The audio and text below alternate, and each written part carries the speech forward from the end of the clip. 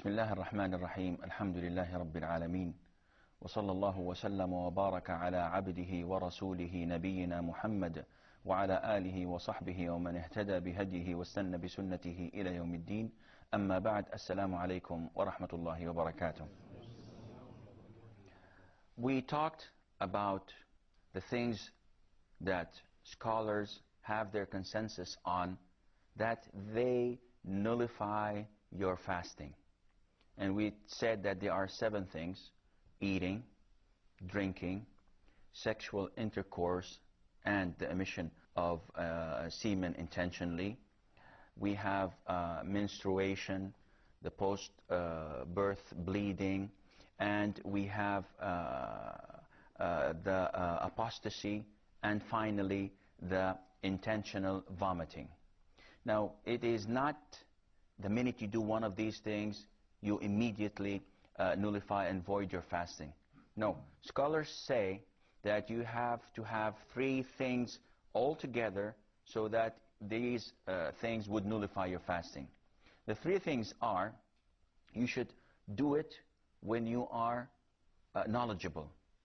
You know that these or this thing does nullify your fasting. And you should do it when you are willing. And this means if somebody forces you to do it, then it does not nullify your fasting unless you are willing to do it.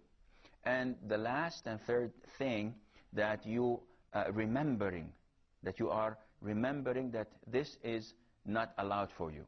This means if you eat, if you drink, forgetting that you are fasting, then your fasting is accepted and it's correct. You have nothing to worry about. Where did the scholars bring this from? They brought it from a hadith where our Prophet sallallahu alaihi wasallam said that Allah Azza wa Jal has given him a special gift. He said that Allah has pardoned my ummah, has pardoned my nation, my followers, for me, for the sake of the Prophet ﷺ, for whatever things that they have done by mistake, or by forgetfulness, or by being forced to do it. And if you are forced to do something, then Allah does not ask you about that thing.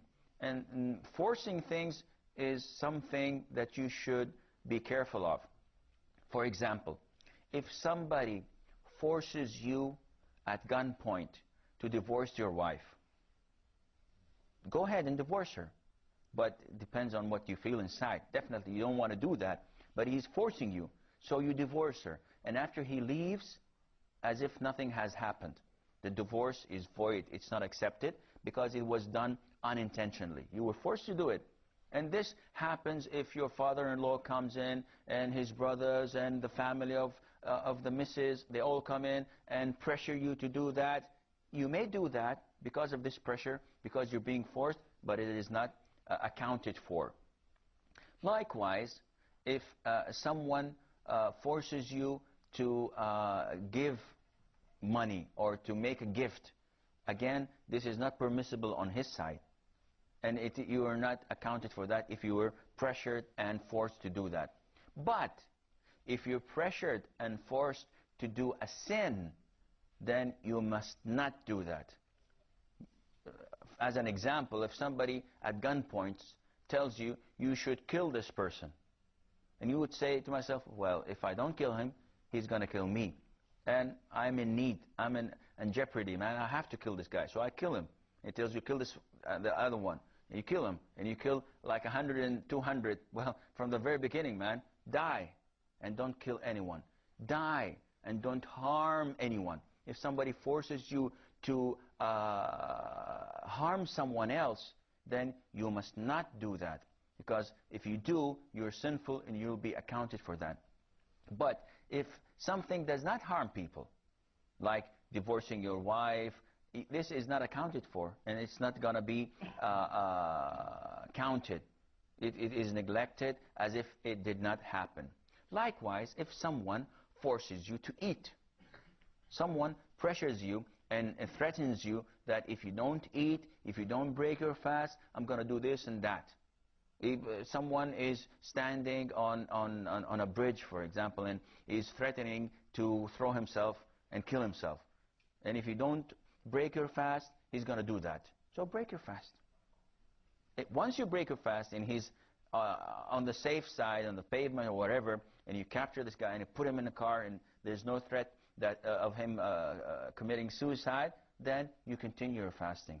And the thing that you ate has nothing to do with that. That is different from if you eat intentionally, but because you have to do something. Yeah, for example, if you're at the beach side and there's someone drowning, and there's no one that could save him except you, but you're fasting, and you know if you go, you will faint midway before you reach him, and you may drown you yourself. So you have to have something to eat, you know, a candy bar, or you have to have something to drink so that it strengthens you and gives you power to go and save that man. Likewise, if you work in a fire department and there's this big, huge fire, and you have to go and put it off, but you're fasting. And you know, man, if you are exposed to that heat, exposed to the gas and the smoke there, that this is going to be harmful for you. You will not be able to do your job as you're supposed to do, and this may be hazardous to others and to yourself. Then you have to eat and you have to drink. But you're not forced to do that. You're doing it intentionally. That's why, that is why you have to make up for that day. Although there is no sin involved, you're not sinful. On the contrary, you'll be rewarded by Allah Azza wa Jal for doing this good deed. But you have to make up for that day. So these are the three things that must be present when you do some of the nullifications of fasting to be accounted for. If you are willing, if you are remembering, and if you know the ruling and the verdict that this thing nullifies your fasting, if you do it, then this voids your fasting and you have to make up for that day.